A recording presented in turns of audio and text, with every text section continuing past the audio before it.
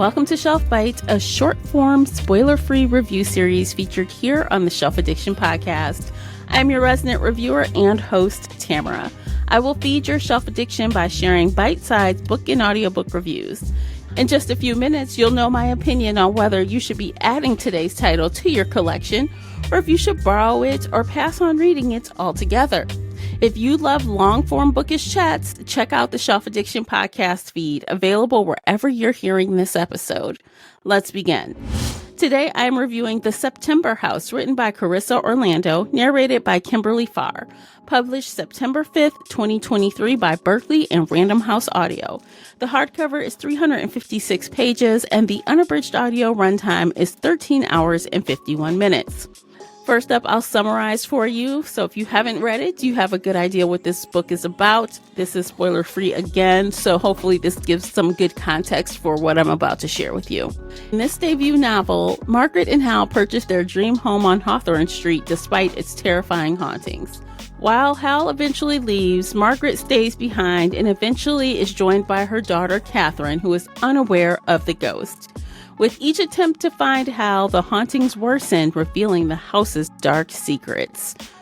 So before I dive in, I want to thank Penguin Random House for giving me access to the audiobook in exchange for an honest review. So I do want to issue some trigger warnings for this book. I decided I'm going to start incorporating that into the Shelf Bites. I think it's important, especially when there are some big flags waving around. So for this book, I would say some language, drinking, alcoholism, toxic parent relationships, domestic abuse, some child abuse, and obviously gore. So if any of those things are big red flags for you, I would recommend skipping this one. If you're good with that, let's continue. I picked this because it's fall, y'all. It's officially fall, and I wanted to continue my horror-ish vibes, and this seemed to fit the bill. The cover art was appealing, the title was appealing, and I thought, I want to see what the September House is all about. First, I'll share some things that I liked about the book. I love ghost stories in general. That horror theme is the only one that really gives me a reasonable creep factor. This is what I was looking for, to be honest. Again, I wanted that horror-ish vibe, and this delivered that. It takes a lot to scare me, and for some reason, ghosts are the sweet spot for that. I also like that there was a mystery to solve, which added another level to the haunting. And Carissa Orlando nailed the tone of the book, and the atmospheric descriptions were on point. Chef's kiss, really. I liked that the ghosts had their own personalities, which was unique. Not all were dangerous, and some were very much so. While the story definitely followed some of the traditional haunted house tropes, I still had a good time with it.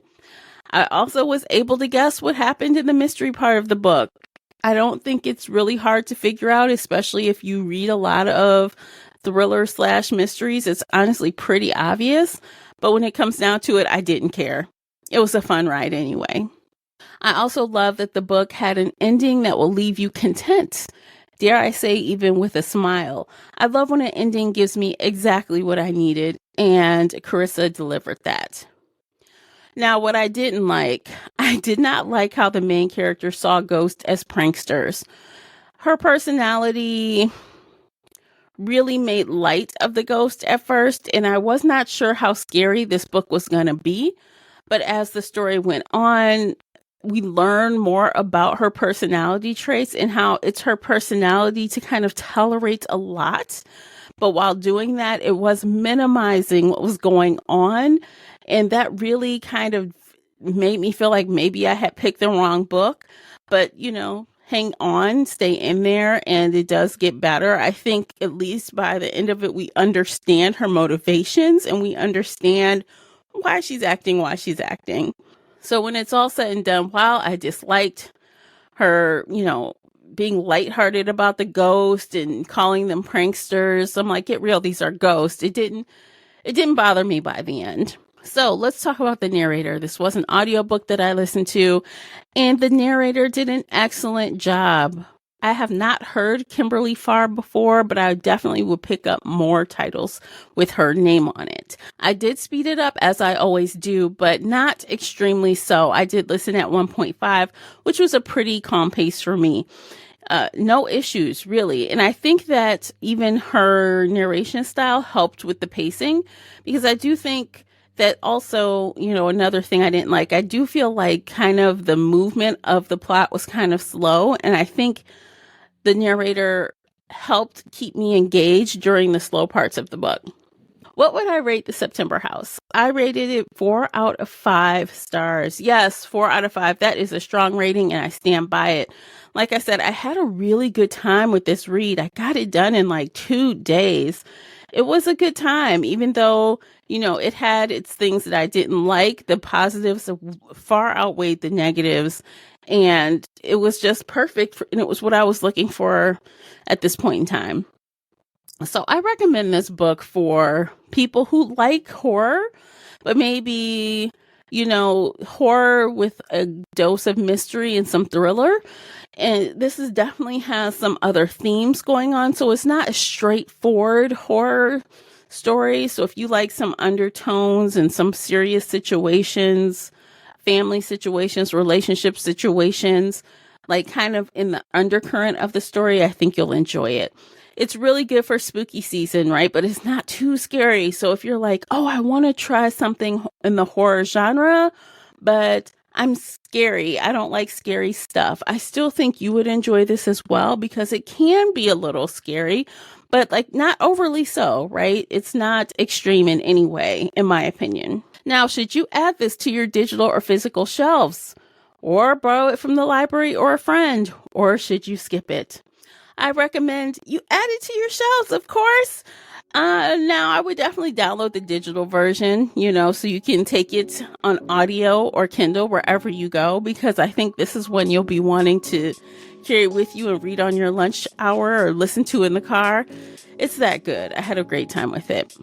So that's it for my review. If you've read The September House, please let me know how you rated the book. Share your thoughts on the title. You can answer my poll or question directly on Spotify. So if you are listening on Spotify, share with me your feedback, your thoughts, or questions with a tap of your screen. That is it for today's Shelf Bite. I hope you enjoyed today's episode. Please like and share it with your bookish friends.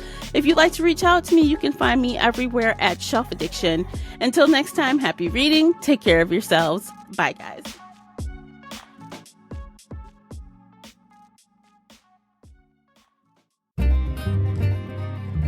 If you enjoyed today's episode and would like to show your support, there are a few things you can do.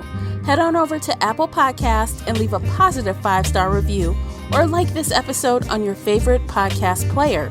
It seems so simple, but it really helps me out. You can share this podcast with other book nerd friends or on your favorite social media space. You can also join the Shelf Addiction Patreon family. For as little as $2 a month, you will help us produce even more awesome content for your ears. You can also consider joining the Shelf Addiction official Facebook group, where we talk all things bookish and more in a safe space. The Shelf Addiction podcast is a part of the Nerdy Maven network. You can also reach us via email at info@shelfaddiction.com. Thank you for listening.